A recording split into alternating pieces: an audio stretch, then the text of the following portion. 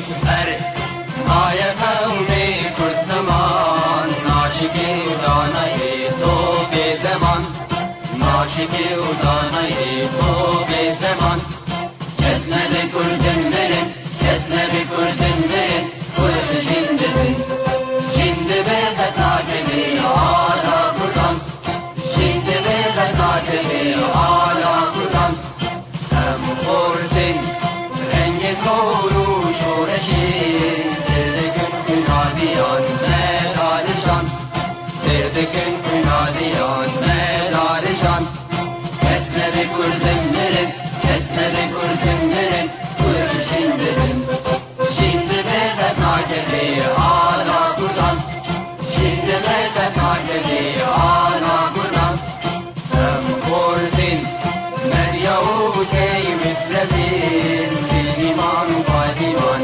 هر اجتماع دیمان و پادیمان کرد و کردستان کس نده کردن برن کس نده کردن برن کرد جندن جنده به تاجبی آلا کردن جنده به تاجبی آلا کردن لاوی کرد را گوی سرفی و شیران بابقی نشیدکن تاجی جیهان بابقی نشیدکن تاجی جیهان کس نده کردن برن کس نده کردن برن کرد جندن جنده به تاجبی آلا کردن جنده به تاجبی آلا کردن کردنون که حاضر و آمادنه جان فدانه جان فدا هر جان فدا جان فدانه جان فدا هر جان فدا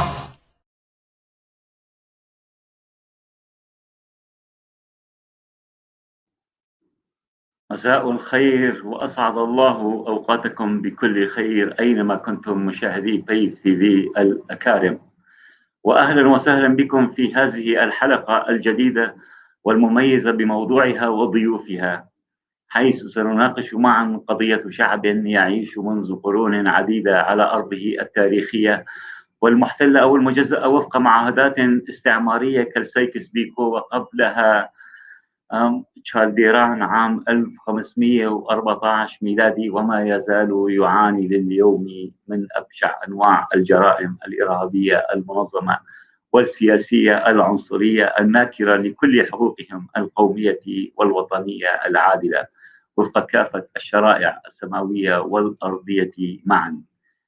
إنها يا أحبائي الأفاضل قضية شعب يتجاوز 60 مليون نسمة ولا يزال بلا وطن. إنهم الكرد الذين لم يبقى صفة سلبية أو شتيمة قذرة أطلق ويطلق علينا من قبل العنصريين الشوفينيين، سواء كانوا عربا أو فرسا أو تركا، بمجرد مطالبتنا بأدنى حقوقنا القومية والوطنية في الدول التي تحتل أرضنا كالنظام الفيدرالي، حيث يعتبر جريمة خيانة عظمى عوقب وما يزال يعاقب عليها بالإعدام أو التصفية الجسدية في غياهب السجون الظلامية الفارسية والتركية والسورية، التي سنناقش آفاقها في هذه الليلة مع ضيفينا الكريمين الدكتور يوسف سلامة، وهو باحث وأكاديمي سوري المولد وفلسطيني الأصل، وكان أستاذ الفلسفة العربية المعاصرة في جامعة دمشق من عام 1986 لغاية 2013، ومشرف على العديد من رسائل الماجستير والدكتوراه في الجامعات السورية والعربية، ويعمل حاليا رئيس تحرير مجلة قلمون، المجلة السورية للعلوم الإنسانية، وهي فصلية محكمة. له العديد من المؤلفات الفلسفية، منها المنطق عند أدموند هسريل وماركيوز واليوتيوبيا وغيرها من الأبحاث. أهلا وسهلا بك دكتور يوسف سلامة، نورتنا. شكرا جزيلا. شكرا. العفو. كما نرحب بمشاهدينا الكرام باسم جميعا بالدكتور محمود عباس، وهو باحث وسياسي كردي سوري معروف، حاصل على شهادة الدكتوراه بالجغرافيا الاقتصادية من جامعة موسكو عام 1988، متخصصا في منطقة الشرق الأوسط وشمال أفريقيا، وهو المستشار العام وأحد مؤسسي المجلس الوطني الكردستاني في سوريا، مركزها واشنطن عاصمة الولايات المتحدة الأمريكية، وحاليا نائب رئيس الاتحاد العام للكتاب والصحفيين الكرد في سوريا، وله المئات من المقالات والدراسات السياسية والتاريخية والثقافية عن القضية الكردية والكردستانية العامة. أهلا وسهلا بك دكتور محمود عباس، نورتنا. الصوت دكتور محمود، صوت صامت عندك. مساء الخير، شكرا لك اخ سليمان على المقدمه الجميله. شكرا للاخ الضيف الكريم دكتور السلامه، يسعدني حضوره الكريم حقيقه. تحياتي. وانا يسعدني حضورك يا دكتور، وانا سعيد بوجودك معي، وانا سعيد بوجودي معك. ونحن أسعد بوجودكم معنا كما باسمكم جميعا وباسم مشاهدينا. نرحب بمن هم وراء الكواليس: الأستاذ عبد الباقي الحسيني رئيس الاتحاد العام للكتاب والصحفيين الكرد، الكاتبة والشاعرة رقية حاجي، نشكرهما بتعبير جهودهما وسيكونون معنا إلى نهاية هذه الحلقة. دكتور يوسف سلامة، لو نبدأ وأنت باحث وأكاديمي، كيف ترى وتناضل لأجل حق الشعوب في تقرير مصيرها، وخاصة الشعب الكردي الذي ما يزال يعاني لليوم من أبشع أنواع الجرائم، تصل بعضها لحد الإبادة، وهو يكاد يكون الشعب الوحيد بالعالم الحديث بلا وطن، ويتجاوزون 60 مليون نسمة. تفضل دكتور يوسف. صديقي، أنا يعني مدافع عن كل شعوب الأرض المقهورة والمضطهدة، هذا لا شك فيه، والكرد من هذه الشعوب التي عانت وما تزال تعاني على مستويات كثيرة. ولكن أنا من الأشخاص الذين يعني يحبون أن يكون الحوار هادئ وعقلاني وبناء. بالتأكيد، وهو ما نصبو إليه تماما. فإذا الحوار إذا لم يتسم بالهدوء والعقلانية والرغبة في البناء والنية الحسنة، أعتقد أنه لن يصل إلى نتيجة. فأنت المقدمة التي تفضلت بها يعني هي مقدمة كمان من طبيعة شوفينية، مثل شوفينية الفرس والعرب والترك.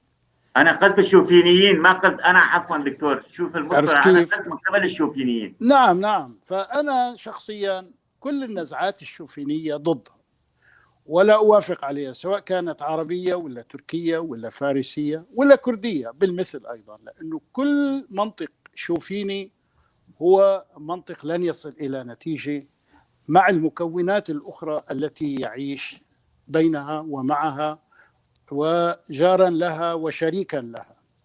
ولذلك أنا أفضل أن يكون الحوار هادئ وبناء، ونبحث كل حالة بحالتها. يعني سوريا غير تركيا، وتركيا غير إيران، وإيران غير سوريا، وهكذا. بالتأكيد أنت كباحث ولك رؤية في القضية الكردية دكتور. نعم يا صديقي، لك رؤية وتناولت عدة مرات في عدة لقاءات، وعندك أبحاث عن القضية الكردية. أولا تكرد بشكل عام يعني لهم حق، يعني 60 مليون نسمة وأكثر. يعني يا صديقي أنا سأصل إلى الموضوع، بس أنا شخصيا دعوتي لكل المكونات السورية على الأقل. أنا ربما لا أكون معنيا يعني بالأتراك وبالإيرانيين، ولكن على الأقل أنا معني بالشأن السوري عناية كاملة وتامة جدا جدا.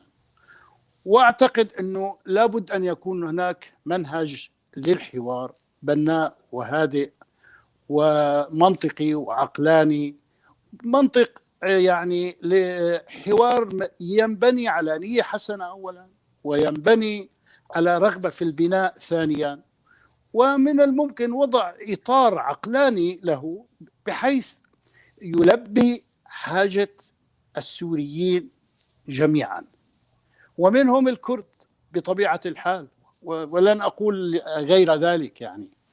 وأنا من حيث المبدأ يعني معروف بأنني أقول أنه يعني من حق الكرد أن يتكلموا بلغتهم، وأن يؤسسوا مدارس لأبنائهم، وأن يؤسسوا مراكز إعلام أو محطات تلفزيونية كهذه التي نتحدث بها ويتكلم بالكردية، وأن يكون لهم صحف يومية، وأن يكون لهم صحف فصلية، وأن يكون لهم كل الحق في التعبير عن أنفسهم وهويتهم بوصفهم ذوي ثقافة ومختلفة عن الثقافة التي يمكن أن تكون ثقافة عربية أو ثقافة سريانية، أو بشرط أن يحترموهم أيضا حاجة الآخرين إلى التعبير المماثل عن هويتهم الخاصة، وبحيث أنه يكون هناك أفق مشترك، بالإضافة إلى أنه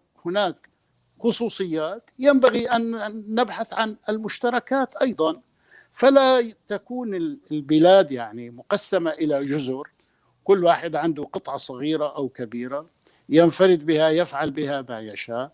فإذا كنا نفكر بهذه الطريقة لن نصل إلى نتيجة، وسنبقى في حالة الحروب الأهلية.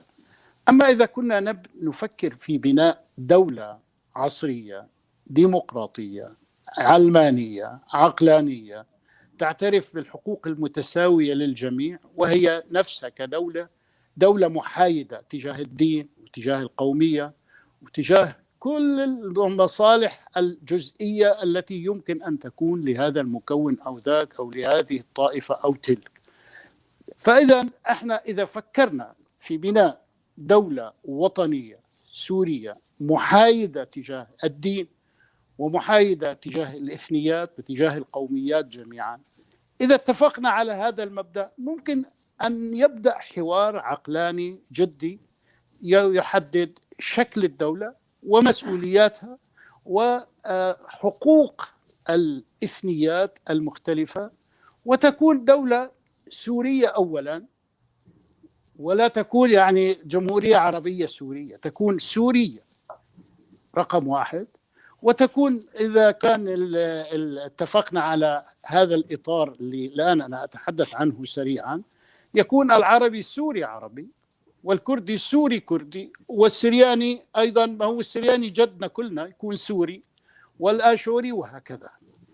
يعني أنا من الذين يدعون إلى تقديم العنصر السوري على أن يكون هو العنصر الكلي الجامع في سوريا، والمكونات هي أقرب إلى البنى الثقافية التي تعبر كل منها عن هوية، ومن حق هذه الإثنيات جميعا أن تنال الحق الكامل في التعبير الثقافي عن نفسها في مختلف الأنشطة والميادين، وأن يكون لكل إثنية دور سياسي يمكن الاتفاق عليه. يعني هذا يحتاج إلى توافق واتفاق ودراسة منطلقة من المصلحة العامة للجميع، وليس من مصلحة لهذا المكون أو ذاك. إذا كنا نفكر في هذا الشكل. كان سؤالي عام عن حق تقرير المصير، ولكن مباشرة أنت دخلت على الحالة السورية. كان سؤالي عام عن حق الكرد، ولكن أنت مباشرة دخلت على الحالة السورية. طيب هل مفهومك الآني، هل هذا المفهوم الذي تتحدث عنه ينطبق، وأنت فلسطيني الأصل، ينطبق على الفلسطينيين؟ أنت هل قلت تؤيد مثلا دولة إسرائيل والفلسطينيين يعيشون بنفس المبدأ في إسرائيل؟ أنا سوري أنا سوري فلسطيني، أنا أقدم سوريتي على فلسطينيتي. هذا القضية الفلسطينية قضية من نوع آخر، يعني ينبغي ألا ندخل هذه. بس لا مثل القضية الكردية. لا، ليست كالقضية الكردية، لأنه القضية الكردية يعني أنت بتعرف أنه أرض اللي تسمى بكردستان هي الآن مقسمة بين 4 دول، وهذه القضية شائكة إلى الحد الذي يعني من الأفضل أن نبحث عن حلول لها ضمن كل بلد، حيث كل الأكراد يأخذون حقوقهم القومية، حتى تعبير القومي عن أنفسهم، ضمن تركيا، ضمن إيران، ضمن العراق، ضمن سوريا. لأنه الآن لا يمكن أن تهدم النظام الإقليمي والنظام الدولي، يعني ما حد يستطيع فعل ذلك. يعني هذه الفكرة. لذلك السياسي هي فن الممكن مش فن المستحيل. الأماني شيء والممكن شيء آخر. هذا ما سنقوله إلى الدكتور محمود عباس ليعلق على مفهومك بأنه هل هناك مثلا تهديد للسلم الأهلي كما يدعي غالبية ضيوف برنامجنا السلم الإقليمي في المنطقة. دكتور محمود لك الكلمة، هل لك ما تعقيبك وإضافتك لما قاله الدكتور يوسف؟ أكرر تحياتي، مساء الخير للجميع. طبعا تحياتي للدكتور وتحياتي لك أخ سليمان وللمشاهدين الكرام. في الحقيقة أنا أوافق مع الدكتور ببعض النقاط، ولكن بجملة هناك نقاط كثيرة جدا أختلف معه في عملية إعطاء الحقوق للشعوب. طبعا في هذه النقاط التي طرحها يمكن أن نعتبرها نقاط وطنية ونستطيع أن نعتمد عليها فيما لو كانت مجتمعاتنا وشعوبنا بمستوى الرقي الحضاري في جمهورية طوباوية، في جمهورية أفلاطون.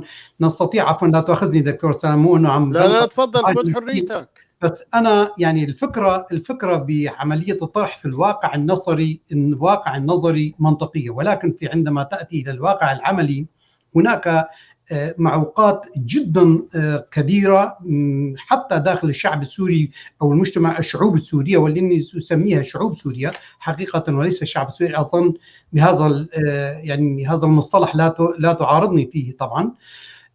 حسب ما قريت في السابق، قريت لبعض مقالات أظن تستند إلى هذه النقطة أيضا. حسب سوريا كوطن فيها شعوب. من الواقع النظري المفهوم صح، مثل دولة الوطن أو دولة المواطنة، الواقع النظري حسب المفهوم طرح عادي صح، ولكن عندما تأتي إلى الواقع العملي هذا الطرح من المستحيلات أو من شبه المستحيلات. الواقع الآن الذي يعيش فيه الشعب السوري والشعوب السورية والذي كان في السابق في الشعوب السورية، يعني عمليا إن عدم الثقة بين المجتمع كليا، يعني هذه سوف تؤدي إلى يا إما بناء سلطة مركزية جديدة بحيث تفرض دولة المواطنة. هناك دستور، ولكن دستور لا يعتمد عليه، فقط بيكون النظام نظام سياسي وبقوة. أو أننا سوف نعيش في طوباوية معينة أن كل المواطنين تحت سقف هذه الدولة حاصلين على حقوقهم الثقافية. هذه عملية أتصور أو هذا المفهوم طرح في الفترات الأخيرة لعدة غايات. طبعا سوف أعود لهذه النقطة، ولكن أعود إلى سؤال الأخ سليمان. أنا أعتبر أن يعني الطرح الموجود الذي يجب أن نبني عليه سوريا القادمة هو الأهم في هذه الفترة.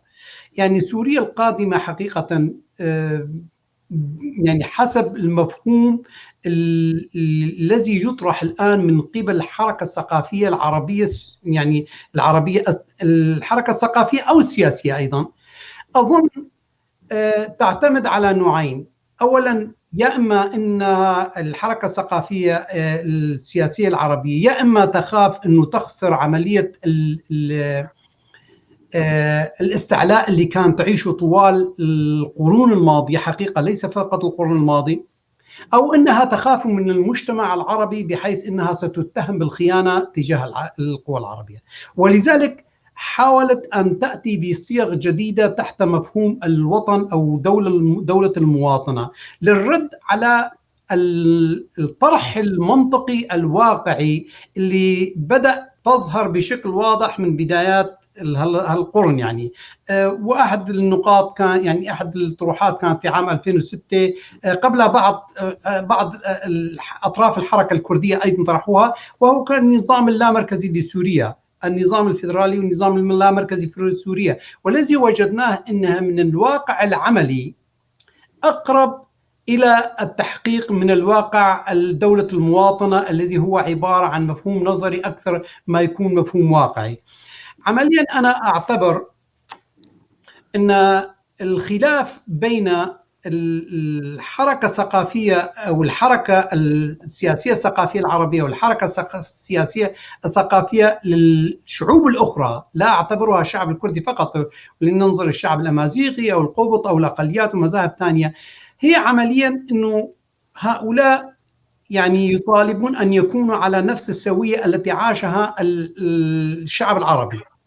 الشعب العربي كأنه لا لحد الآن الثقافة التي تراكمت في ذهنه والتي أصبحت كصور نمطية لا يستطيع أن تخلص منها، باستثناء أمثال الدكتور يوسف سلامي طبعا، والذي رغم اختلافي معه في بعض النقاط، ولكن هو أعتبره من رواد التغيير في هذه الحركة الثقافية. هذه يعني التراكمات الثقافية اللي صارت على مدى قرون، حقيقة لازم أعتبرها مدى في القرن الأخير، يعني تجعله أنه لا يتنازل أن يتساوى مع الشعوب. دكتور محمود، العرب مثل كل الناس، يعني إذا أصابهم مرض يشفون. عرفت كيف؟ يعني مو العرب يعني عندهم داء لا يشفون،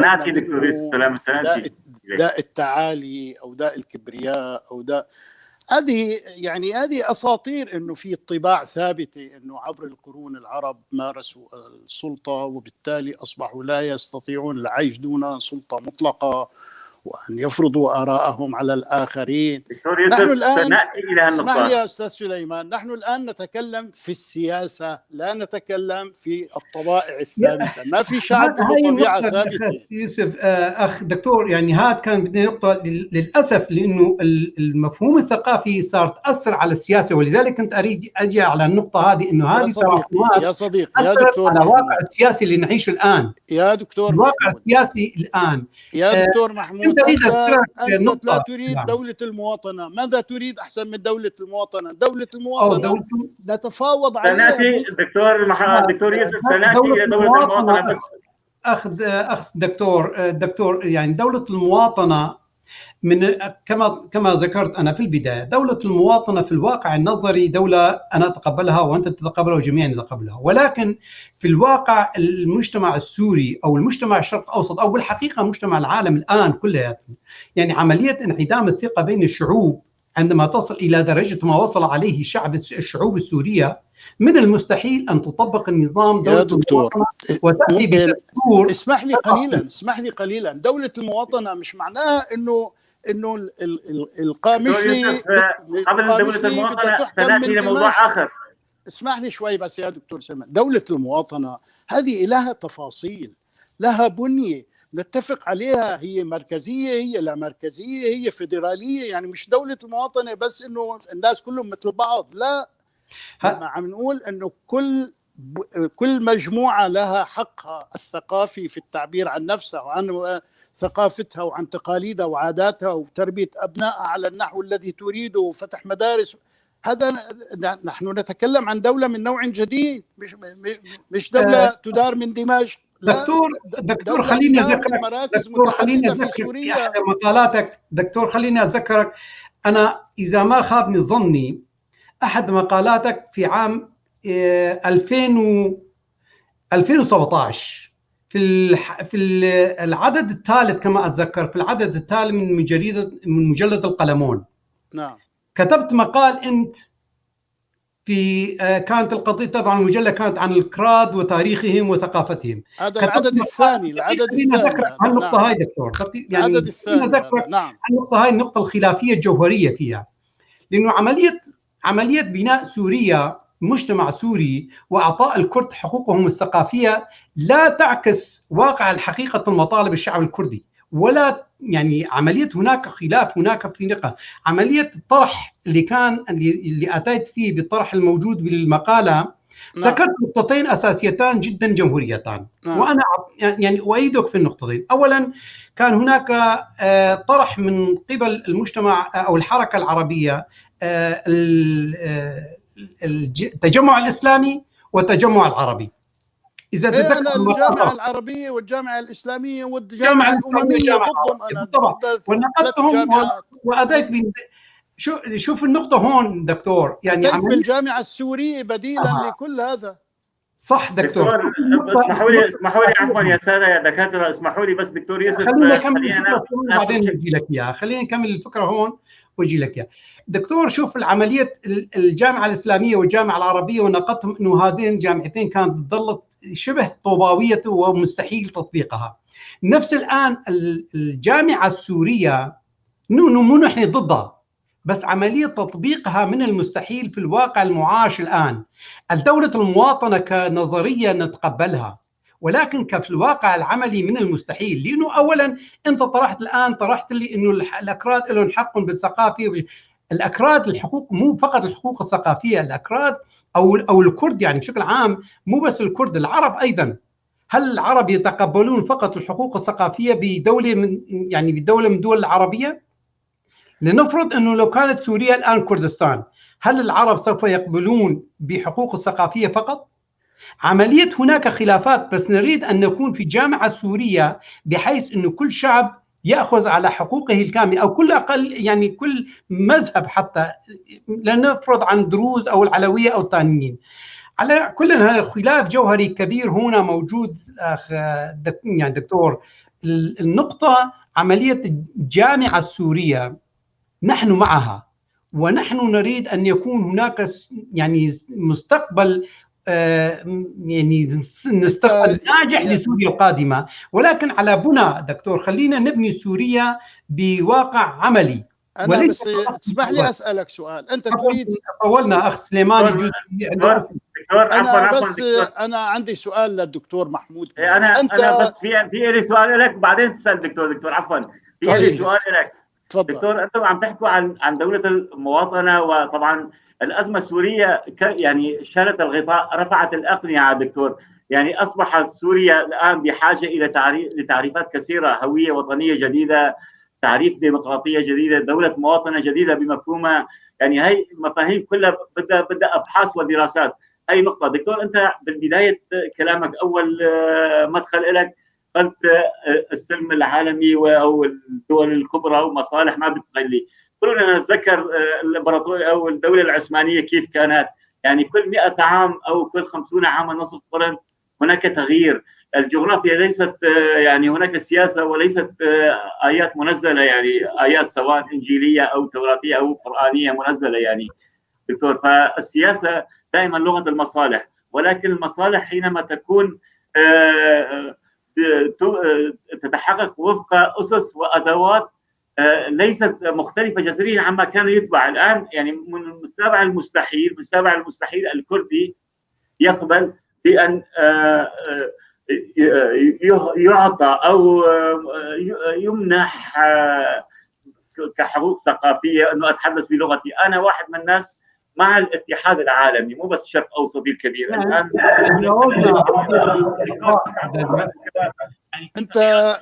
أنت يا صديقي، أنت الآن لا تتحدث في السياسة، أنت الآن تتحدث فيما تحب. دكتور يوسف، في تكافؤ لازم يكون في أنا عندي دولة وأنت عندك دولة وبعدين نعمل اتحاد. اسمعني بس. طبعا. أنت الآن تتحدث فيما تحب وترغب ولا تتحدث في السياسة. أنا أتحدث في السياسة، أتحدث في الممكن. هل تستطيع أن تهدم تركيا وإيران وسوريا والعراق؟ لا تستطيع، لا أنت ولا أي أحد. فدعنا لا نتحدث في الرغبات ولا الشرق الأوسط الجديد دكتور بده يتغير. خرائط كثيرة بدها تتغير. ما بصير نحكي في الأماني، ما بصير نحكي في الأماني. مو بالأماني. كيسنجر موضح الصورة بخريطة، وكل خريطة الشرق الأوسط الجديد معروفة. يعني شو خريطة الأوسط الجديد؟ في قوى عالمية كبرى وفي قوى إقليمية وفي قوى محطوطة من قبل أمريكا، محطوطة من قبل أمريكا دكتور. خلينا نكون في جغرافيا السورية. والله جغرافيا السورية بدون بعدين دعنا نتحدث في سوريا يا أخي. احنا نتحدث في جغرافيا السورية. لا أنا كبداية كدكتور أنت أكاديمي، حق الكرد أليس له حق بالدولة؟ ليش الفلسطيني مثلا يعني 2-3 مليون فلسطيني له دولة، أنا 60 مليون ما عندي دولة؟ هاي السؤال اللي لك يا أخي. هو أنت قادر تعمل دولة وحدا منعها. الحق في الدولة قائم لكل الناس. أنا ما تمنعني، بس بدي تأيدني، ما تمنحني، تأيدني، تعترف بحقي. احنا نتكلم في السياسة الآن في سوريا. أنا مشكلتي الآن سوريا، بدي أحل مشكلة السوريين كيف يعيشوا مع بعض. هذا الآن همي أنا. يعني أما الأماني والرغبات هذا شيء كثير منه. هذا هو مطلبنا جميعا اخ الدكتور. يعني هذا هو بدنا نحل مشكلة سوريا. إذا ما بدك تحل مشكلة سوريا، إنه كيف سننقذ لتتخيل ما تريد، لتتخيل ما تريد. اصنع إمبراطورية كما تحب. بس أنا أقول لك السياسة هي الممكن. احكي في الممكن. أنا لما أقول لك دولة مواطنة مش معنى دولة المواطنة إنه بدك تحكم من دمشق، لا، بدنا نعمل دولة لا مركزية، بدنا نعمل دولة فيدرالية، بدنا نعمل بس فيدرالية. هذا كله يحتاج إلى حوار هادئ عقلاني. نعمل عقد اجتماعي جديد، كل الناس تلزم حدودها، وكل واحد ياخذ حقوقه، وكل واحد يدير شؤونه بشكل بدرجة كبيرة من الاستقلال. ما في داعي انه دمشق. دكتور محمود سيشرح لك ما يرنو اليه الكردي السوري، كيف بده يكون خريطة. دكتور محمود لك الكلمة.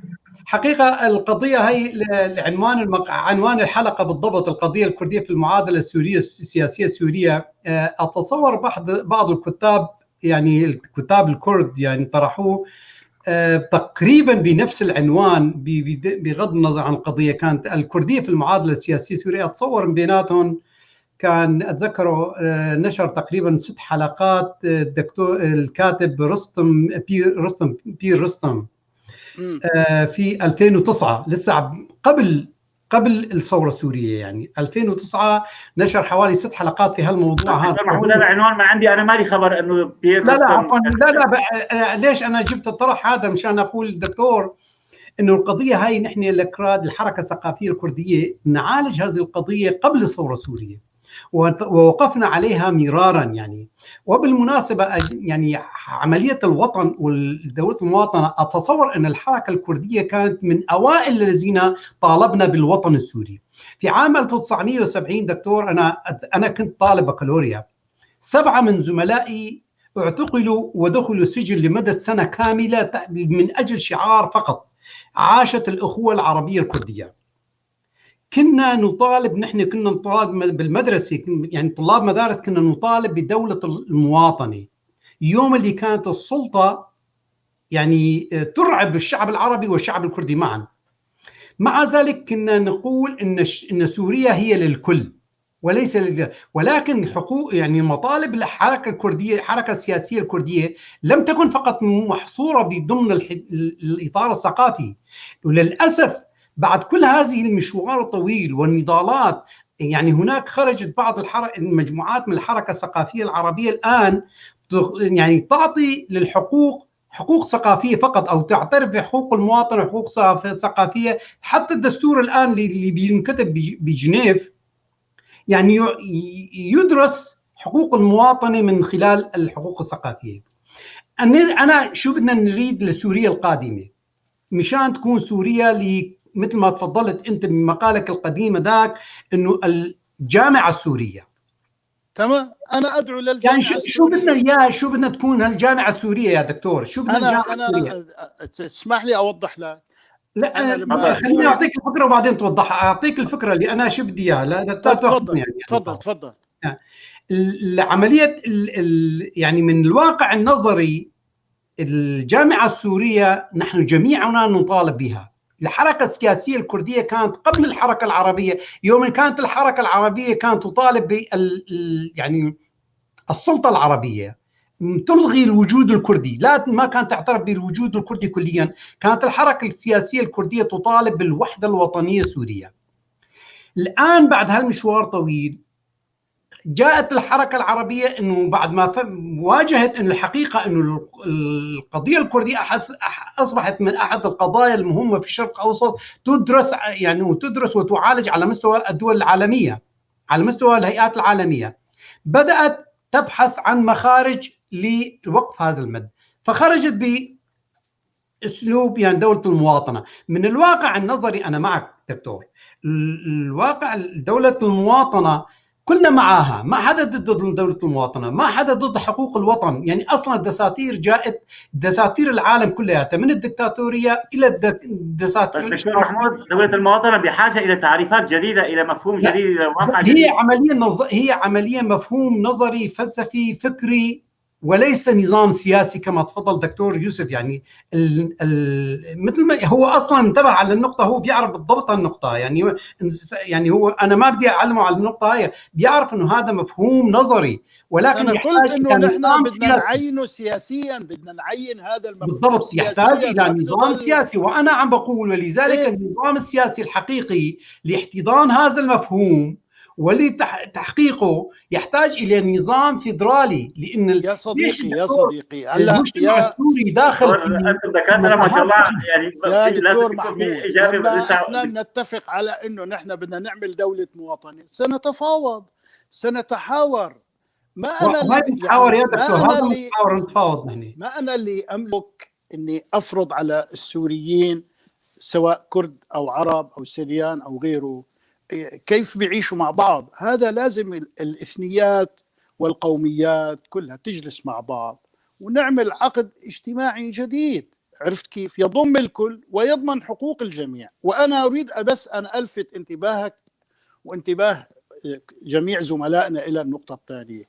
عندما أدعو إلى الجامعة السورية فأنا أحول العرب إلى مكون ثقافي، ما بيقول العرب هم السلطة اللي مثل ما أنتم تخيل الأستاذ سليمان.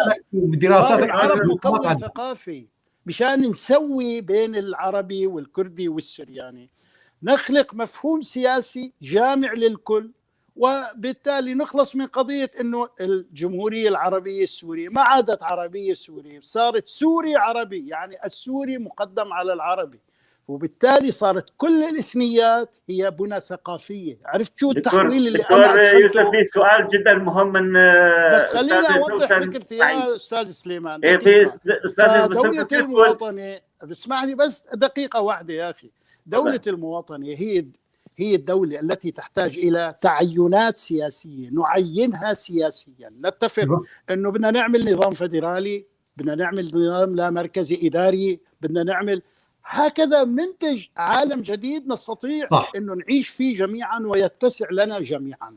أما إذا كل واحد بده يأخذ قطعة لحاله بشمال شرق سوريا شو اسمه النظام الإدارة الذاتية، وشمال غرب سوريا للأتراك، وجنوب سوريا للأردن، وما بعرف هذا لإسرائيل، وهذا شيء آخر. دكتور هذا مو اسمه، يعني طبعا الكرد مسمينا حتى شمال شرق سوريا، رغم انه نحن نعترض على ذلك، نحن نعتبرها الاقليم الكردستاني الملحق قصرا بسوريا، ولكن رغم هالشيء هذا الاخرون العرب لا يقبلون بهذا. يا اخي مين قال لك العرب لا يقبلون؟ من قال لك ان العرب لا يقبلون؟ انت عندك صورة غير صحيحة عن العرب. انت بتصور انه العرب مرضى شوفينيين. العرب شعب مثل كل الشعوب تصيب الشوفينية ويشفى منها تحت ضغط الحقائق السياسية الجديدة التي تولد. بس ما بيصير انت تواجه الشوفينية بشوفينية يا صديقي يا حبيبي، عرفت كيف؟ مثل ما يجب ان لازم احنا نتعالى فوق الشوفينية ونتعالى فوق كل الايديولوجيات ونصنع وطن محايد يتسع للجميع ويرحب بالجميع ويبنيه الجميع. أما إذا بنضل نتطلع إلى ما وراء الحدود، هذا بده جامعة إسلامية وهذا بده جامعة كردية وهذا بده جامعة عربية، معنى ذلك سوريا لا مستقبل لها، والشعوب اللي بتعيش فيها ما لها مستقبل نهائيا بصراحة. يعني انت يعني تقر بانه سوريا يجب ان تكون غير عضوة في الجامعة العربية. يعني الجامعة العربية اذا صارت جزء من الامة العربية فمعناته بهالحالة انا ماني جزء من الامة العربية. بهالحالة شو يكون؟ يا اخي هلا هي الجامعة العربية، انا الذي اتحدث عن الجامعة العربية بمعنى القومية العربية، لسه يعني اصعب من الجامعة العربية. عرفت كيف؟ الجامعة العربية هي إطار فضفاض ما له قيمة. بس أنا أتكلم إنه نحن عم نعمل تحويل في النظرة السياسية للعرب، نحولهم ولو نعكسها نعمل الجامعة الكردية كمان ما بصير 60 مليون كردي كمان نعمل الجامعة الكردية. دكتور ليش لا؟ إيه طيب ما الجامعة الكردية بسوريا تصير أنت والعربي كلكم نصير كلنا بنى ثقافية. إذا نعملها في إطار إقليم الكردستاني بشمال سوريا اللي يسموها شمال سوريا. يعني يا صديقي الدولة المواطنة عندما نتفاوض عليها ونجلس ونحط حدودها ونحط أسلوب حكمها كيف نحكمها، ربما نتفق على الفيدرالية، فالإقليم الكردي يدير شؤونه. بس هل الإقليم الكردي يريد يظل يفكر بكردستان الكبرى؟ هذه مشكلة. معنى ذلك أنه النوايا الانفصالية قائمة في كل لحظة. أنا أتكلم بصراحة بالمناسبة، عادة يعني لا أخفي شيئا. لا بالعكس، نحن نحترم قمة الصراحة، نحترم فيك صراحة. أنا لا أخفي شيئا. يعني أنا بالقنوات العربية أتحدث كما أتحدث معكم عن حقوق الأكراد، يعني ما أتحدث عن حقوق الأكراد بس على قناة كردية بالمناسبة. يعني في أي لا شفت لك حوار في سوريا اليوم كمان، يعني أي مجال إعلامي أنا أتكلم نفس اللغة مع العرب مع الكرد مع الكرد. واحد اسباب اختيارنا للدكتور يوسف سلامه لانه يحترم انسانيته اولا، يعني هذه النقطه ونفتخر فيه. عرفت كيف؟ احنا دوله المواطنه بدنا نجلس نتفاوض عليها ونحط لها اسلوب للحكم ودستور وعقد اجتماعي جديد. هذا عقد الاجتماعي ربما نتفق على الفيدراليه، الاكراد يديروا شؤونه. فكره ممتازه، فكره ممتازه. الدكتور محمود بصفته كردي، ما هو كيف بدنا نعمل هالعقد الاجتماعي بحيث يلبي الطموح وآمال الجميع؟ شو الضمانة يعني؟ شو الضمانة؟ حقيقة مثل ما أنا قلت، يعني خلافي مع الدكتور ليس خلاف من حيث البعد النظري. يعني البعد النظري متفقين. أنا قبل البداية قلت دولة المواطنة والوطن وحقوق المواطن هذول اللي موجودة في الدساتير. مثل ما قلت أنا، حتى الدساتير الدول، حتى دستور دكتور بشار الأسد الأفندي ب 2012 عندما غيره وقال لي أنا حطيت أكبر دستور أفضل دستور ديمقراطي. أتذكر حديث من أحاديث جده أبوه المقبور يوم اللي سألته باربرا شترايسر، هاي عفوا المذيعة الأمريكية المعروفة باربرا، سألته قال إنه كيف تقول ترد على العالم عم يقولوا إنه نظامك نظام دكتاتوري وانت عم تقول هلا ديمقراطيه؟ قال انا ديمقراطي اكثر من امريكا. امريكا فيها بس حزبين يحكموا، عندي 7 احزاب تحكم بسوريا. يعني لحد الان اتذكر يعني اللقاء، يعني سؤال عجيب. يعني مثل ما حكى بشار الاسد يوم اللي ساله الصحفي كمان، قال انه العالم عم يتهموك انه ايديك ملطخات بالدم. قال انا مثل الجراح اللي طالع من جراحه وعم يعني انقذ الشعب السوري من العمليه. يعني عمليه المفاهيم الدكتاتور او الطغاة بيكتبوا دساتير فيها حقوق الوطن، حقوق المواطنه كلها موجوده، ولكن عمليه في الواقع التطبيق النظري العملي ملغي. ولذلك عندما نقول انه دولة المواطن انا معها، ودولة الحقوق الوطن بالتأكيد تكون هنا دساتير لازم يعني تركز عليها. الحقوق الثقافية لأي شعب غير كافية. ولذلك يا دكتور انا اتكلم عن أنا أقول دولة المواطنة، ونجلس ونعمل عقد اجتماعي سياسي جديد. دكتور أنا أحاول أعيد فكرتك، يعني إنه هذا عبارة عن واقع نظري. عقد اجتماعي جديد ممكن إنه المكونات السورية تتوافق على الفيدرالية، ما المشكلة؟ أنا لست ضد الفيدرالية. دكتور في نقطة أنا أريد أن أذكرك فيها. مفهوم المواطنة، أنت تتذكر بنفس المقال أتصور أنت ذكرت عن مفهوم الإيديولوجية قسمتها. إذا ما ليش أنا أرجيك؟ لأن المقال جدا عجبني. شكرا مرتين. يعني أنا يعني كنت أريد أحكي معك من زمان إنه المقال عجبني، بس نقاط الخلاف بيني وبينك هون كانت. ما في اختلاف أنا وأنت، بس أنت اقبل إنه نتفاوض على تأسيس دولة المواطنة بعقد اجتماعي جديد ينتهي كل شيء. على فكرة الدكتور تحية لكم اثنيناتكم، أنتم دكاترة، والدكتور محمود نائب رئيس الاتحاد. نحن في الاتحاد العام للكتاب والصحفيين الكرد غايتنا من هذا البرنامج ليس الحوار الإعلامي فقط، نحن حوار ما تحت الطاولة، حوار ثقافي سوري بكل مكوناته. سوري عام يديره الاتحاد العام. يا دكتور، يا أستاذ سليمان، أنا عضو بالاتحاد الصحفيين والكتاب الكرد. مليح؟ شكرا يا أهلا بيك دكتور. شرفنا دكتور، نتشرف فيك دكتور. عرفت كيف؟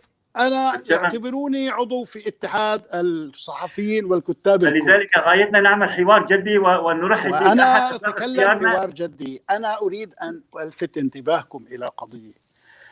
الجامعة السورية هي قلب لكل المفاهيم السياسية، وتحويل القضية السورية إلى قضية مكونات ثقافية، والعنصر السوري يجمع الجميع. ما عندنا حل غير هذا. أنا أتكلم بحل عملي. هذا العرب يصيروا مكون ثقافي مش مكون سياسي مثلهم مثل الكرد. دكتور، هذا اللي كانت اريد اجي عليه، يعني هاي نقطه جدا جدا خطيره، يعني لازم، يعني انا وياك الان نحاور من اجل مستقبل سوريا، كيف بدنا نبني سوريا المستقبل من الواقع العملي. في الواقع يعني انا ونظريا انا وياك متفقنا دوله الوطن والمواطنه، ولكن في الواقع العملي هل هذا صحيح؟ تتذكر دكتور انت ذكرت انه في هناك بالفكره الجامعه او فكره الايديولوجيه الجامعه هناك الوعي الزائف، او اذا هذا الوعي الاسلامي، الوعي الزائف، لا الوعي الزائف والوعي المطابق، والوعي الجامعه العربيه والجامعه لا غير هذا، والجامعه الأولمبية. الوعي الزائف والوعي المطابق. الوعي المطابق هو الوعي السوري بالضبط. هذا هو دكتور. شوف عمليا الدولة المواطنة الآن إذا وضع كدستور عملي في الواقع بيكون وعي زائف. ليش؟ لأنه مجموعة معينة حسب فكرتك، يعني مجموعة معينة تأتي وتطرح هذه الفكرة على الشعب، والشعب المجموعة السوري الآن ليس بهذا الواقع.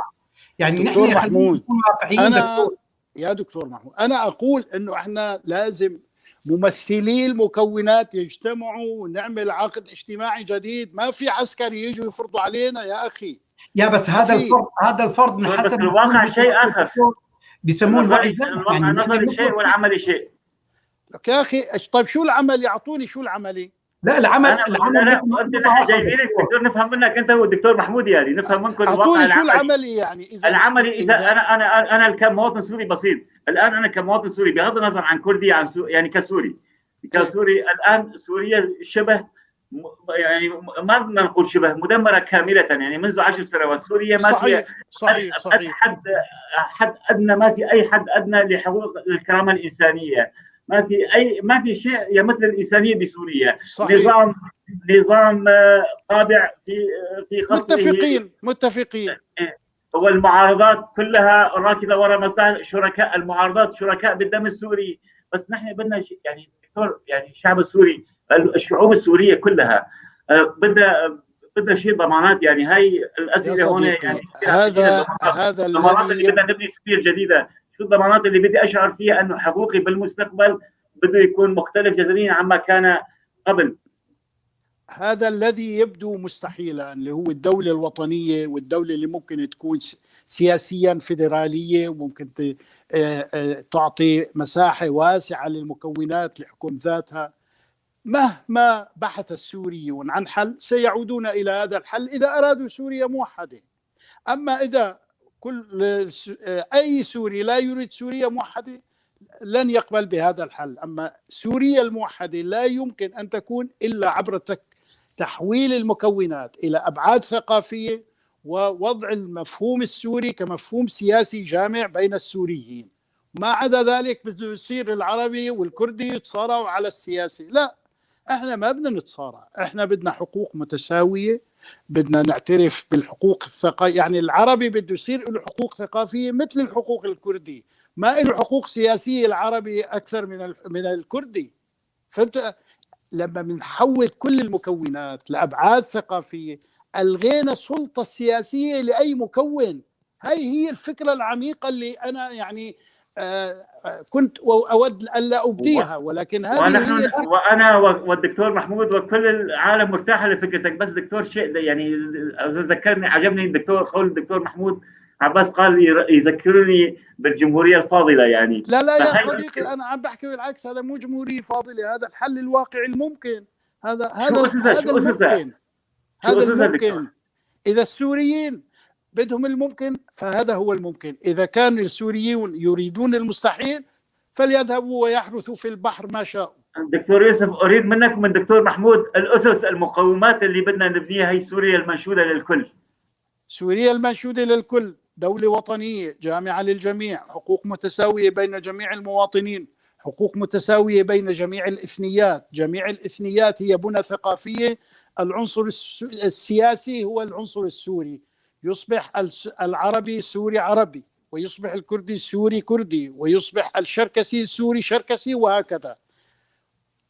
هاي الأسس العامة والعريضة. أما التفاصيل هذه تحتاج إلى ممثلين رسميين يجلسوا نتكلم مع بعض. وبالمناسبة إحنا العدد اللي يصدر غدا من مجلة قلمون، إن شاء الله بتشوفوه على الموقع غدا أو بعد غد، ماني متأكد، موضوع العقد الاجتماعي الوطني الجديد للدولة الوطنية السورية. ومن سوء الحظ أنه يعني أنا اتصلت بكثير من الكتاب الأكراد، ويعني جميعهم لم يتعاونوا اللي أنا اتصلت فيهم، وأنا لست يعني لا أستطيع ذكر أسماء أحد.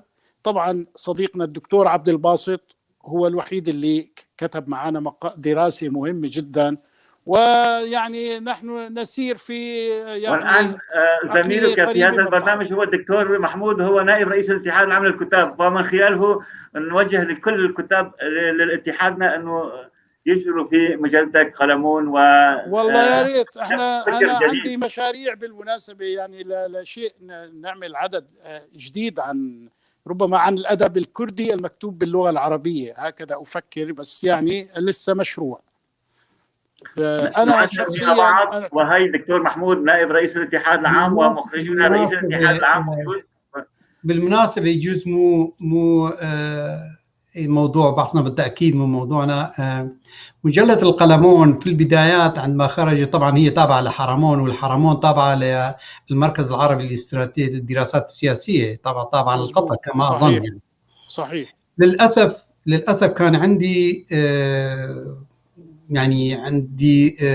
ملاحظات جدا قوية على المركز العربي للدراسات دراسة السياسات ومواقفها من القضية الكردية في البدايات، لأنها هذا تبلغوا للمركز العربي. بس أنا طبعا أرسلت لهم دكتور بزماناتها، يعني بعد ما شفت مقالاتك حقيقة يعني تعجبت إنه كيف بيقبلوا واحد مثل الدكتور يوسف سلامة بعندهم. يعني أنا يعني أعطيك هالملاحظة. أنا إذا ما كنت حر لا أعمل. أشكرك على هالفكرة. أنا يعني تابعتك دكتور من زمان، يعني تابعت كتاب آخرين تابعين لمركز استراتيجي في حقيقة. يعني الكتاب بينك وبينهم مسافات كونية، يعني مو إنه قدامك عم بوصفك يعني مع العدد يا دكتور محمود. بس ملاحظة صغيرة، العدد الثاني كان مكرس السوريين الكرد التاريخ والثقافة، ما كتب فيه ولا شخص إلا أكراد. أتصور العدد الثالث كان الثاني. دكتور سنعمل حلقة خاصة عن الثقافة. بس أوضح شغلة يا أستاذ سليمان، كان جميع الكتاب فيه كرد، وأشبع العرب سبابا وشتيمة، ولم أحذف حرفا واحدا إطلاقا. وخلطوا بين البعث كحكم وبين العرب شو دخلهم؟ ما العرب مظلومين مثلهم مثل كل المكونات السورية. هو البعث استثنى العرب؟ يعني ما كان يحبسنا ويحبس كل الناس يعني. ففي فرق بين النظام اللي ادعى أنه يمثل العرب وبين النظام لا علاقة له بالعرب، نظام مستبد. هذا ما لا يمثل أحد ولا له علاقة لا بالعروبة ولا بغير العروبة يا أخي. عرفت كيف؟ مشان هيك حقيقة مشان هيك أنا يعني مو قدامك عم بحطك بجانب يعني، ولكن المركز العربي كان له مواقف جدا خطيرة تجاه القضية الكردية، وقام بأعمال لا يقبلها أي إنسان، وأنا رديت عليهم طبعا. وهن حتى إنه جندوا بعض الكتاب اللي كانوا بعثيين من الشام، يوم تذكرون يعني، لا أريد أن آتي على أسمائهم، وحتى الآن يأخذون رواتب من المركز العربي واتجاه شوفيني يعني. لا بكل الأحوال هذا ليس موضوعنا احنا. طبعا جينا ليس موضوعنا، بس نعود إلى النقطة اللي أثار الدكتور سليمان، يعني نقطة حساسة جدا طبعا. هون عملية إنه تجريد الشعوب من كل الأطراف ويحصرها في الواقع الثقافي. يعني أنا أعود أقول يعني هذا المفهوم يعني طرح في بداية في العصر اليوناني، وأنت خبير وعميق في هذا الموضوع. اعتذرني يعني، طبعا أنت دكتور فلسفة وخبير بفترة سقراط وأرسطو وأفلاطون. يعني هذا المفهوم كان مطروح بدولة الأثينا، ولكن الواقع السياسي أو الواقع العملي اللي كان ينشدوه كان أسلوب آخر. واقع الفلسفي النظري كان شكل، والواقع العملي شكل. الآن سوريا، الشعوب السورية أو المجتمع السوري يعني وصل إلى درجة عدم الثقة، انعدام، مو عدم، انعدام الثقة دكتور. يعني دولة المواطنة تجرد من الحقوق الثقافية، العربي ما بيقبلني، الكردي ما بيقبل ثاني. صح الشعوب البسيطة العاديين يقبلوا، ولكن الأنظمة السياسية تتحكم في هذه الشعوب من المستحيل. مثل ما تفضلت إنه الوعي الزائف دكتور، الوعي الزائف هو المسيطر في سوريا وليس الوعي المطابق. الوعي الزائف هو اللي مسيطر، ولذلك بتشوفني واحد مثلا المعارضة السورية الآن ما تقبل بالشعب الكردي. أكثرية المعارضة السورية طبعا لا أعتبر معارضة وطنية، معارضة وطنية أعزلها دكتور. المعارضة الوطنية أحترمها وإلي علاقات جدا معهم طيبة، وأبناء الثورة نحترمهم، ولكن المعارضة التي باعت سوريا من أجل مصالحها، مثل تقريبا تقدر تقول مثل بشار، طبعا الخلاف واسع كثير، ولكن هؤلاء اعتبرهم يعني الوعي الزائف دكتور، بيفرضوا آراءهم. ولذلك من المستحيل تجي تبني جامعة سورية وهالخلافات العجيبة بين، مو العجيبة، الخلافات الخطيرة اللي خلقوها بين الشعوب السورية، يعني بين الكرد والعرب، بين يعني حتى الآن قبل أسبوعين كانت هناك قضية في دمشق في قامشلي، لولا يعني أصحاب الضمائر الحية لدمرت دمشق، قامشلي عفوا. دكتور محمود عفوا تماما، عفوا سنعود اليك دكتور محمود عباس. اكمل الفكره وبدي يعني قصدي انه الدوله المواطنه، الدوله الجامعه، لو كانت المفاهيم او الثقافه الموجوده في سوريا ثقافه على مستويات عليا وحضاريه، بالتاكيد هذا يعني كان يكون مطلب الجميع. ولكن في الواقع الذي نعيشه الان، في واقع السوري، من المستحيل ان ناتي الى نجرد هؤلاء الشعوب من خلفياتها السياسية التاريخية، يعني الوعي الزائف اللي مسيطر عليه. مستحيل. ما نجرد واقعيين شوي يا دكتور محمود. لما احنا هي الحقوق الثقافية شو هي سياسة بالآخر، انه انت كردي هاي هويتك يعني. بس نحن نلطف المسألة، بدل ما يصير صدام شو فيني، يصير حوار ثقافي. فهمت علي؟ اما هي دكتور، هي استاذ ابراهيم اليوسف دكتور، بس اسمعني لما نعترف بحقوقك الثقافيه يعني نحترم بهويتك السياسيه.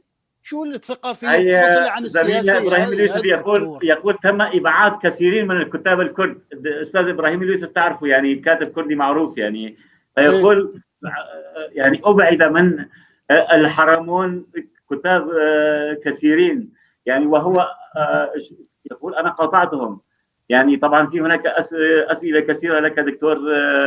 أنا جاهز للإجابة يا أخي. أنا يعني حرمون بصراحة مفتوح للكل، والكل يكتب ولا يستبعد أحد، ولا أدري يعني أسباب الاستبعاد. إذا أي أحد يعني له قضية خاصة أو رفض له شيء بسبب كونه كردي، لأنه في النشر يخضع لقواعد تحكيم، مش كل مادة تأتي تنشر. فإذا كان حد عنده يعني دليل على أن رفض له مقال فقط لأنه كردي، ليتصل معي، أعطيه إيميلي وتليفوني وكل شيء. مو لأنه كردي، لأنه يطالب بحقوق الكرد، بس لأنه الكردي في كرد مقبولين حتى عند البعث دكتور. أنا بعتقد أنه هناك حسب تتبعي، يعني متابعتي لمجلة الحرمون ومتابعتي القلمون، طبعا مجلة القلمون وحوارات الحرمون والمركز العربي لدراسة السياسات، يعني وجدت خلاف رغم أنه فرع من فروعها.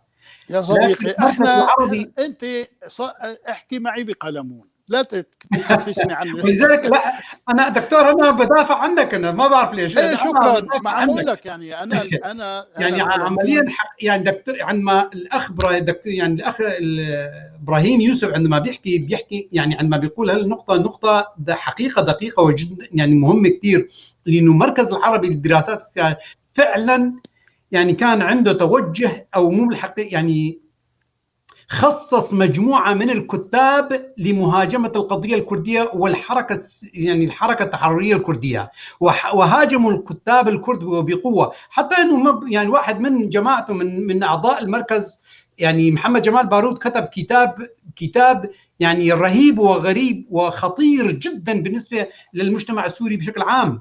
هالكتاب وصاحبه اصلا لازم دكتور محمود اعذرني دكتور يعني محمود، نحن خرجنا اذا قارنا طيب بين الدكتور يوسف السلامي على يا دكتور محمود، اذا قارنا بين الدكتور يوسف السلامي وبدون عزمي بشاره سوف نرى بين عفوا دكتور انا اقترح انه جمال باروت يجي يعمل حلقه معاكم. دكتور تفضل. ليش لا نتشرف؟ نحن عملوا حلقات دكتور، عملوا حلقات تماما دكتور، سنعمل. نحن جاهزين دكتور يوسف. دكتور نحن وصلنا لنهاية البرنامج تقريبا. دكتور نختصر بكل واحد يعني سؤالي الأخير دكتور يوسف سلامة ب5 دقائق. يعني شو الوقت انتهى؟ بعدنا ما بدأنا يا رجل. شو ما بدأنا فعلا سليمان. القضية السورية الحوار ممتع معكم، الوقت أخذنا لم نحس. يعني نتمنى دائما يكون هيك. ب5 دقائق الأخيرة سيكون لنا حوارات أخرى. يعني الحقيقة أريد الدكتور إعلامية وتحت الطاولة قضية معينة، قضية أريد أسأل الدكتور. أنا لا تعذرني، أنا أريد أكون موضع السؤال دكتور. يعني كيف تشوف الواقع السوري الحالي من يعني الواقع السوري المجتمع السوري؟ أنا هاي سؤالي الأخير كان له. هذا هو اللي أريد. هذا سؤالي الأخير دكتور يوسف سلامة. شو رؤيتك؟ يعني سوريا إلى أين برأيك؟ كيف بدنا نبني سوريا المنشودة، سوريا المستقبل الذي ننشوده جميعا؟ الآن يا صديقي سوريا وضعها بائس وسيء ومسكينة، ولا تستحق سوريا كل هذا العقاب والعقوبات اللي أبنائها ألحقوها فيها. يعني لا يكاد يكون سوري إلا وأخطأ في حق سوريا من كل الاتجاهات السياسية ومن كل الإثنيات ومن كل الثقافات ومن كل. لذلك أنا يعني بصراحة أدعو إلى الحوار أن يبتدئ من اللحظة هذه. يعني كل حوار بده يبتدي من الماضي لن يأتي بنتيجة. الحوار ينبغي أنه يبدأ من الآن، من الصعوبات القائمة الآن ويحاول حلها. إذا استمكنا من صياغة رؤية لخروج سوريا من أزمتها، سوريا موحدة، سوريا ديمقراطية، سوريا وطنية ووطن للجميع، وعلمانية وفيدرالية دكتور، وسوريا بدستور جديد يضمن سائر الحدود. إذا توافقت الإثنيات جميعها والثقافات جميعها على الفيدرالية فهذا أحسن. ما عندي أنا أي تحفظ. وعلمانية كمان دكتور، هذا بديهي ما دام وطنية فأي علمانية. قلنا أن الدولة محايدة تجاه الدين وتجاه الإثنيات وتجاه كل شيء. لا، لأنه جماعة الإخوان المسلمين يتلاعبون بالمدنية وكذا لهم تفسيرهم. لا تشعب الأمر يا أخي، هذا كل شيء بده نقاش لحاله. يعني عرفت كيف؟ الدولة يجب أن تكون محايدة دينيا وإثنيا وثقافيا. الدولة هي السيادة، أما الحكومة هي اللي ننتخبها. أستاذ عبد الرحمن محمد بيسألك سؤال دكتور يوسف، بيقول توجهت للسؤال للدكتور سلامة التمس طرحه عليه للكرد حقوق سياسية كشعب بينما الحقوق الثقافية هي من حقوق المواطنة. شو تعليقك؟ تعليقي أنه أنا أحول كل الإثنيات السورية إلى ثقافات وأستبدل أعطي العنصر الكلي الجامع، العنصر السياسي الذي يجمع الجميع هو العنصر السوري، فيصبح العربي سوري عربي والكردي سوري كردي وهكذا. فأنا أستحدث مفهوم السوري ليجمع سياسيا بين الجميع، بينما الجميع يتحولون إلى مكونات ثقافية. تمام دكتور محمود، ب3 دقائق تعليقك، أي كلمة تريد أن توجهه إلى السوريين؟ برأيك سوريا إلى أين؟ نفس السؤال، إلى أين مستقبل سوريا؟ هل تسير نحو ما ننشده؟ لا، في الواقع الحالي إذا ظل كما هي على الواقع الحالي الموجود الآن في سوريا، فيها مثلا هناك يعني منطقة شمال سوريا، شمال غرب سوريا تحت لها تركيا وأدوات المعارضة موجودة فيها، والمنطقة السلطة والمنطقة الكردية. سوريا منتجهة إلى التقسيم بدون شك. يعني إذا ظلت هذا، إذا لم يقبل بالنظام أو بالحل الكردي المطروح على الساحة، حقوق المواطنة على عيني، حقوق دولة المواطنة على عيني، ولكن في الواقع العملي النظام الفيدرالي للقومية الكردية والمذاهب الأخرى الدروز العلوية، لأن الانعدام الثقة التي خلقت والمفهوم الموجود الآن بين الشعوب الموجودة في الشرق الأوسط، من المستحيل أن تأتي بهذا المفهوم الطوباوي وتخلق دولة على دولة أو دولة المواطنة. عمليا من شبه مستحيل. يعني مثل ما تفضل الدكتور بزماناته قال أعود إليها، الوعي الزائف عبارة عن الوعي الزائف الآن يسيطر على جميع الشعوب. من الغريب أنه جميع الأقليات والشعب الكردي والشعب الأمازيغي والمذاهب تطالب بالنظام الفيدرالي لدول المنطقة. ومن الغريب أن الحركة العربية، أغلبية الحركة العربية مشان ما نكون شاملين، ترفض النظام الفيدرالي وخلقت النظام المواطنة. هذا التناقض يعني له خلفيات ثقافية. هذه الخلفيات الثقافية هل هي تراكمت على مدى 100 سنة أم هي خلفيات ثقافية الآن ظهرت من جديد على الساحة؟ يجب دراسة هذا الواقع، يعني دراسة واقع أن هناك في تناقض بين يعني شعبين. ليش هالتناقض موجود؟ ليش اثنيناتنا كنا شعب سوري؟ أنا كنت من سوريا والدكتور يوسف من سوريا والدكتور سليمان والبقية كنا من سوريا. ليش الآن عندي خلاف فكري من حيث الواقع النظري لمستقبل سوريا بيني وبين دكتور يوسف؟ هذا كله له حلول، ولكن أنا أحذر جدا من تصور أنه نعمل سوريا دولة طوائف، يعني دولة للعلويين مو طوائف دكتور، مو طوائف. هذا وعي أكثر من زائف. هذا وعي أكثر من زائف يا دكتور محمود. حذاري من هذا الوقوع في هذا. دكتور، ما نشهده في أوروبا، في الدول الفيدرالية العالمية المتقدمة كلها تعيش أنظمة فيدرالية. لك يا أخي فيدرالية، مو فيدرالية طوائف، فيدرالية ثقافية. خليني أجيب لك مثال، أسألك مثال. لنفرض سوريا جامعة سوريا. سؤال دكتور، جامعة سوريا الآن، الجامعة سوريا والشعوب دخلت في إطار ثقافي وأصبحت هناك انتخابات لسوريا المستقبل. هل نقبل بالأغلبية والأقلية في المنطقة؟ الشعب الكردي بحياته لا يدخل بالرئاسة ولا يدخل بالبرلمان ولا يدخل بالوزارات. ومن قال ذلك؟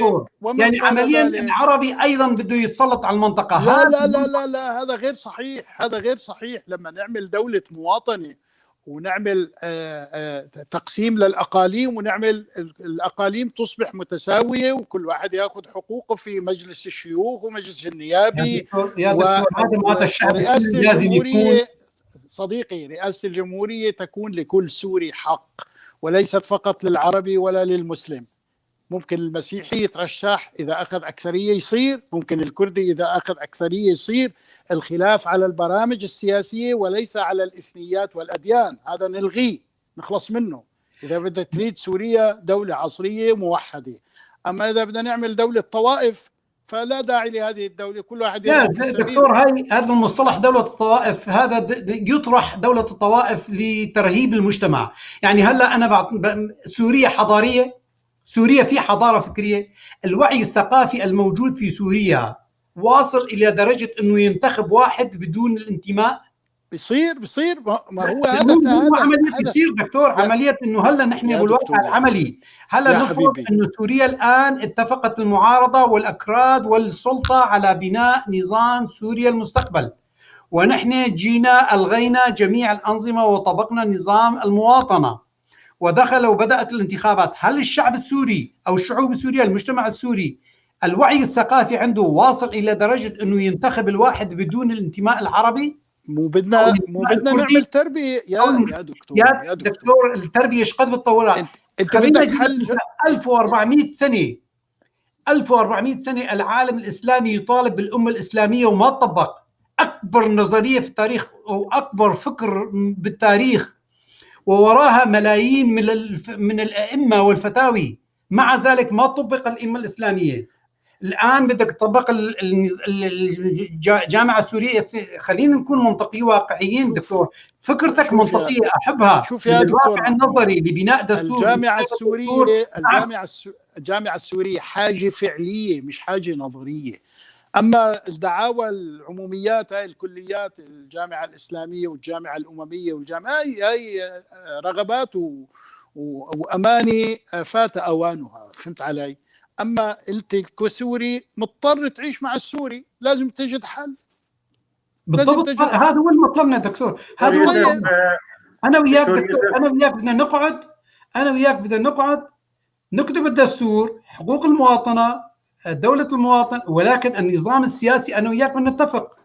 لا بنتفق عليه. لا تجيب لي مصطلح، الله يخليك، لا تجيب لي مصطلح دولة الطوائف. لا في نقاط نختلف. هذه كانت بالاندلس دكتور محمود. دكتور يوسف، بس نقطة صغيرة، سؤال صغير. في صديقي وصديقك المرحوم ميشيل كيلو، الله يرحمه، الله يرحمه، أحد وكنا رفاق درب حزبيا، وكنا رفاق درب حزبية كثيرة، ولكن في الآونة الأخيرة قال جملة مشهورة وقاطعنا بعضنا على أثرها، حينما قال: إذا كان الكردي يريد أن يقسم سوريا فسنقسم ظهورهم. تصور، يعني صار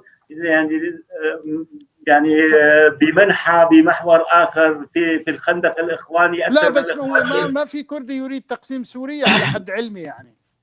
لا دكتور، انا واحد من الناس بدي اقسم سوريا اذا سوريا ما منحتني كرامتي الانسانيه والوطنيه والقوميه، اذا ما منحتني الفيدراليه. بس اسمح لي قليلا، سوريا لن تمنحك، انت بدك تاخذ من سوريا، بدك تفرض هذا الحل، مو الحل جاهز من السماء. بدي اهمة مثقفين المحترمين امثالك تعترف بحقوقي وتمنحني. الحل ما راح ينزل لك من السماء جاهز، هذا الحل. لا انا بقول من امثالك المناضلين الحقيقيين، من امثالك الكتاب المفكرين، بدنا اعترافكم بحقوقنا، اعترافكم وليس منحنا. الحقوق لا توهب طبعا.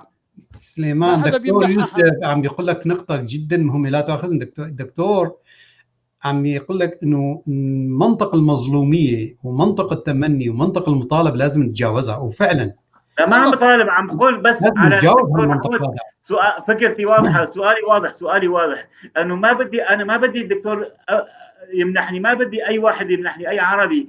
بدي طبعا الحقوق تمنح، لا تمنح، ما حدا يمنحك. انت بس بدي تعترف بحقي، تعترف اعتراف دكتور، اعتراف. يا سليمان اسمع لي، الحل ما حد يمنحه لأحد، في موازين قوى وفي وقائع جديدة هي اللي بس كمثقف كمفكر لازم تعترف بحقي، انه هذا حقه طبيعي. هذا في له سليمان قرو له حق كإنسان كردي، له حق بهذا السورية، وهو حقوق القومية الواضحة المعروفة معترف فيها سماويا وأرضيا. الحقوق هي تعبير عن وقائع، إذا بدك أنت بدك تعمل دولة كردية، فأنت لا تريد أن تكون جزء من سوريا، خلاص انتهى، ما عاد في مجال للكلام. أما إذا كنت تريد أن تكون جزءا من سوريا، وهو الممكن، يعني هو مش المثالي، هو الممكن. بجوز واحد قومي كردي ما يريد يكون جزء من سوريا، هو حر، بس الممكن أن تكون جزء من سوريا، فبدك تجد تفاوض وحلول منطقية تبحث عن المصالح المشتركة. دكتور أنا جبت لك مثال المرحوم ميشيل كيلو، برهان غليون وقع على من ضمن الشخصيات السلامية اللي وقعوا ضد الحوار الكردي. أنا كيف بدي أتعايش مع هؤلاء؟ يعني خلينا نكون واقعيين دكتور. كل يعني الوقائع تتغير، والأمان شيء والواقع شيء تتغير. يا صديقي، الوقائع أقوى من التواقيع وأقوى من الرغبات وأقوى في وقائع. تماما. أنا بدي شيء ضمان. الضمان بدك تصنعه، ما هو جاهز، ما حد يمنحك إياه. أنت بدك تصنعه من خلال التفاوض مع الآخرين وتستنبط نمط عيش مشترك تضمن حقوقك فيه. ما يجيك هدية من السماء، لا إلك ولا للعربي ولا للأحد ولا للسوريين. إذا السوريين ما وصنعوا حلا ما في حلول. دكتور نحن أنا ما عندي ضمانات لا إلك ولا للعربي ولا لأحد، ما في ضمانات. دكتور نحن نعرف أنا وياكم كلنا بنعرف إنه سوريا جغرافية جيوسياسية خلقت حديثا وفرضت علينا وعلى العرب غصب عنا. يعني حتى العربي ما كان يقبل هالجغرافية الجيوسياسية ولا الكردي كان يقبل الجيوسياسية. تقبلناه بعد مرور سنوات، تقبلناه رغم الأنظمة الدكتاتورية، رغم المفاهيم الخاطئة التي نشرت من ساطع الحصري إلى بعث الحالي. تقبلناه وقلنا نحن سوريين، تنازلنا عن كردستاننا لظروف معينة وليس عن كردستان بشكل كامل كدولة. أنا كردستاني تعني مثل الوطن العربي، ولكن عندما جاءت القوى أو الأنظمة السياسية أو كما تفضلت يعني الوعي الزائف أو المجتمع الشرائح التي فرضت مفاهيم معينة أنه بتقبل بإيديولوجية العربية وعدم وجود الكردي بعطيك حقوقك الثقافية بالدراسة أو القراءة ببعض القرى الكردية ودون المدن، هنا ظهرت مفهوم الحل الأفضل، مفهوم دولة النظام الفيدرالي، اللي الآن يعني أنا تعجبت من فكرتك اللي طرحتها إنه دولة الطوائف. انت تقول بدك تعطي للدروز الدولة يعني النظام اللي بتحافظ على سوريا، النظام اللي بدها تحافظ على سوريا الجيوسياسية اللي ما كانت مرغوبة لا من العرب ولا من الكرد. نحن نقبل بهذا الشرط بشرط انه نحافظ على سوريا وحده، ولكن كنا نلاحظ ان تركيا وايران من طرف يحاولون اعاده تقسيم السايكس بيكو. نحن الكرد الان نحافظ على الوحده. يعني عمليا الدوله المواطنه يعني الأكراد مو ضدها يا أخي. نحن الأكراد الحركة السياسية الكردية من عام 1957 من يوم بل تتكون أول حزب سياسي كانوا يطالبون بدولة المواطنة. 1970 نحن طالبنا بسوريا الوطن. يا أخي 1970 العرب ما كان لهم أي سلطة مثلهم يا أخي. العسكر كانوا دكتور أنا ما بشمل العرب، أنا لا تأخذني يعني أنا ما بشمل. ما عم بقول لك العسكر، أنا عم بقول لك عندما بقول الوعي الزائف أنا من حسب طلب الشريحة المختلطة. طلب هلال لما كتب توصياته كتبها إلي أنا، كتبها للعسكر يا أخي. كتبها للعسكر والأنظمة السياسية. ولذلك أنا بقول ولكن ماجد أبو زيد يسألك، ماجد أبو زيد يسألكم اثنيناتكم دكاترة، ماجد أبو زيد يسألكم اثنيناتكم هل الكرد طائفة أم لا شعب؟ مش ليسوا طائفة طبعا، شعب. نعم. شعب متكامل له تاريخ وله حضارة وله هلا ما بدنا نوسع القضية، خلينا خلص قلنا شعب. الشعب معروف فعلا يعني مثل الشعب العربي مثل أي شعب. بس ما بدنا نرجع ل 10,000 سنة لورا يعني هيك. ما أحب أنا هذه المبالغات اللي تطلع أحيانا من العرب ومن الكرد ومن هي عملية رد فعل دكتور، رد الفعل يعني مثلا لذلك أنا أرجوك أن تقول شعب خلاص أوكي شعب يكفي يعني. ما في داعي بعدين نرجع للميديين ونرجع للحيثيين ونرجع للفراعنة ونرجع قصة بتصير بنضيع وقتنا يعني. عرفت كيف؟ هاي الفكرة. على كل حال أنا سعيد بالحوار. سؤالي الأخير لكم اثنيناتكم، سؤالي الأخير كل واحد بس بدقيقة أرجو. نحن وصلنا لنهاية الحلقة. شو السؤال اللي كنتوا يا أخي مددها شوي. أسألكم مددها يا سليمان مددها. إيه تفضل. شو السؤال اللي كنت تتمنوا أسألكم وما سألتكم إياه؟ الدكتور لك 3 دقائق، كل واحد 3 دقائق. هاي تمديد من عندي 3 دقائق.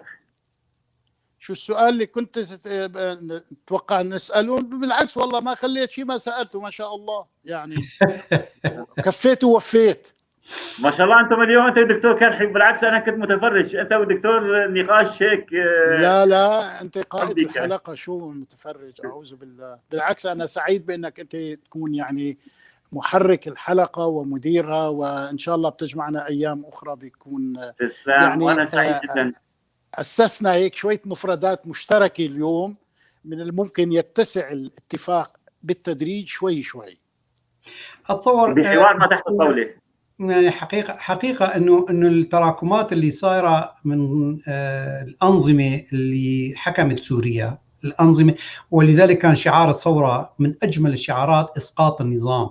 للاسف تغير اسقاط النظام الى استلام السلطه. يعني الشعار الرائع اللي كان الكرد يعني قاموا من الشعب السوري واحد واحد واحد، الشعب السوري واحد، اسقاط النظام. للاسف كل هذه الشعارات الرائعه كلها اندثرت واجت يعني شعارات فضفاضه وسلطت عليها مثل ما تفضلت يعني الوعي الزائف الشريحه اللي تضل تدور على مصالحها يعني. ولذلك هل تعتقد انه بناء ديمقراطيه في منطقه مثل الشرق الاوسط امر مرحب فيه من الكون؟ لا، من الشرائح المستفيده مو مرحب، بل من الشعب مرحب فيه. من الكون من القوى الكونيه كلها والقوى الاقليميه. والله هي عمليه مساله نقاش عليها يعني. لا اعرف اذا كانت، اتوقع انه اذا نحن الشعب او الوعي الطبقي المطابق يعني شريحه الشعب العامه، اذا صار عنده يعني وعي ثقافي معين واستطعنا ان يعني نرفع من تراكم المعرفي عنده وادى الى مطالبه بدوله ديمقراطيه، اتصور سوف الدول الكونيه بدها ترضخ لها الامر الواقع. ولكن الواقع الحالي صح، الواقع الحالي ما يطالب. الان مشكلتنا احنا مش مع الشعب، مشكلتنا مع النخب. بالضبط. عرفت دكتور اختصر بجمله مفيده. اذا تخلصنا من البعث الشوفيني والاخوان اللي هي الاخوان المسلمين والمتطرف والافكار التكفيريه، سنكون انذاك نضع او نسير في الدرب السليم لبناء سوريا المنشوده. نحن محتاجين للحوار مع كل من يؤمن بالحوار السلمي ونتائج الحوار. ما نستطيع نقصي هيك بالجملة كل شيء دفعة واحدة، يعني هذا صعب. أنا قلت الفكر البعثي الشوفيني والإخواني المتطرف، أم الأحزاب، أم الأفكار التكفيرية والمنظمات التكفيرية. يعني بعتقد أنا أنه بدنا شوية نكون متواضعين ونستمع للآخرين. البعثيين فات أوانهم، بس في إسلاميين متنورين، إسلاميين يؤمنون بالوطنية، إسلاميين، مش كل الإسلاميين إرهابيين. أنا ما قلت إسلامي، قلت إخواني. ذكرت حصرتها بالإخوان المسلمين تحديدا. أساس البلاء كان يعني أساس البلاء السوري من البعث والإخواني. بنقنعهم إنه يبطلوا يصيروا إخوان، يضلوا إسلام. يضلوا إسلام. إنه حييك دكتور. أنا سعيد جدا معك دكتور ياسر. دكتور بدقيقة دكتور محمود، آخر كلمة لك. أشكرك دكتور سليمان على الحوار الجميل، وأشكر الدكتور يوسف سلام. يعني حقيقة الحوار طبعا مع وجود خلافات نظرية حقيقة، بس أنا اللي بتعجب أتمنى من الدكتور أنه يسأل حاله ويسأل الحركة الثقافية اللي من مفاهيمه، اللي قريبة من مفاهيمه، ما هي خلفيات ردة الفعل اللي صارت عندهم من النظام الفيدرالي الديمقراطي. يعني بناء سلطة لا مركزية لسوريا المستقبل، بحيث أنه تبقى سوريا جامعة كما تفضلت يا دكتور، جامعة. احنا يا صديقي يجب أن نؤسس شيئا جديدا ولا نبدأ من الماضي. اليوم وهذا الجديد ندرس الواقع، ماذا يقتضي الواقع ونفعله. عرفت كيف؟ دكتور، والجديد في شاشة طيب تي في. دكتور، والجديد في شاشة طيب تي في، وفي حلقات قادمة يكون لقاءات أخرى معنا.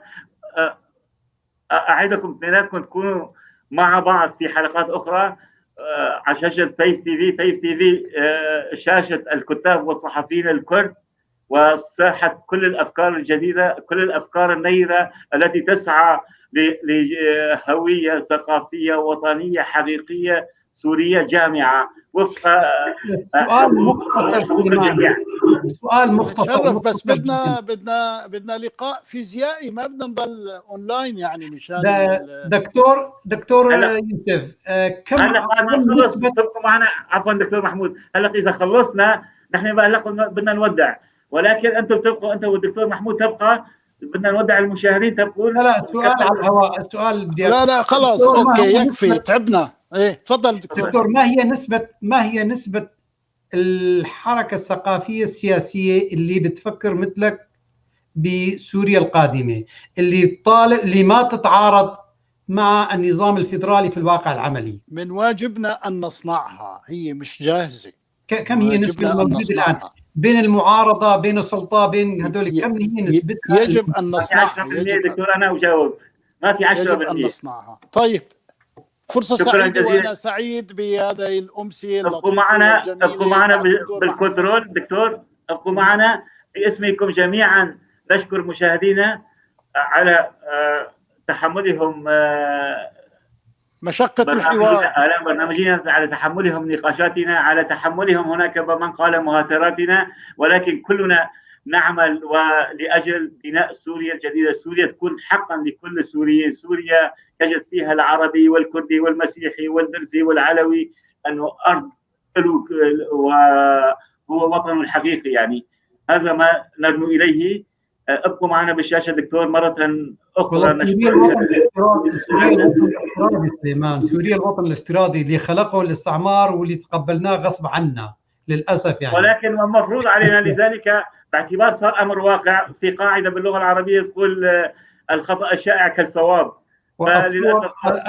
وأتصور اللي بده يقسمه ويعيد إلى ما بعد 1920، أتصور هن المعارضة والسلطة بدهم يقسموا سوريا، ونحن تحديدا البعث والإخوان المسلمين، تحديدا البعث والإخوان المسلمين. نعم، أشكركم جدا جدا دكتور يوسف سلامة، الباحث والأكاديمي السوري المعروف. سعيدين جدا جدا وجودك معنا.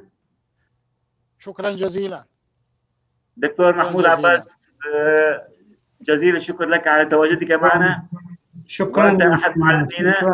شكرا وإلى اللقاء. تسلم. وابقوا معنا للخميس القادم لموضوع جديد، ودمتم في رعاية الله. شكرا. إلى اللقاء. إلى اللقاء.